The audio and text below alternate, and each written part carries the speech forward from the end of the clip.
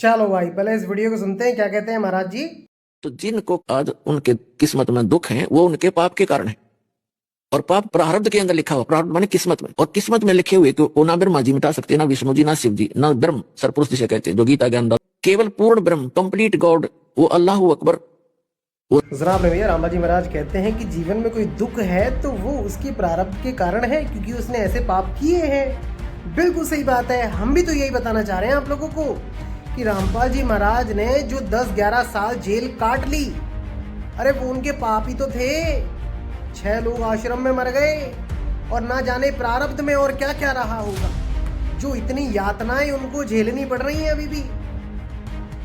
और तो और अभी भी देशद्रोह का केस लगा हुआ है भैया, वो भी ना हटा अभी तक। बेल मिलने वाली थी 14 जनवरी को, वो भी 8 महीने आगे चली गई। तो सोचो कितने पाप रहे होंगे।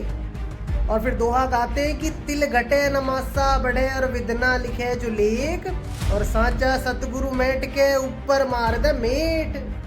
लेकिन विदना ने इनके जो लेख हैं, इनके जो कर्म हैं, वो परमानेंट मार्कर से लिख दिए हैं। वो विधाता मिटा नहीं पा रहा है। जिन कबीर साहिब को ये परमात्मा परमात्मा गाते फिर रहे हैं, अरे वो नहीं मिटा पा रहे हैं रामपाल जी के कर्म भाई।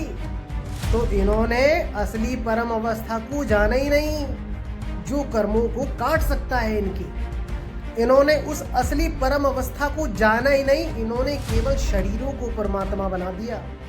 ये कबीर साहिब का शरीर है, ये अक्षर पुरुष का शरीर है, ये ब्रह्म का शरीर है, ये माया का शरीर है, ये ब्रह्मा विष्णु महेश का शरीर है। लेकिन ये नहीं जान पाए कि ये गुप्त ज्ञान है, ये मूल ज्ञान है।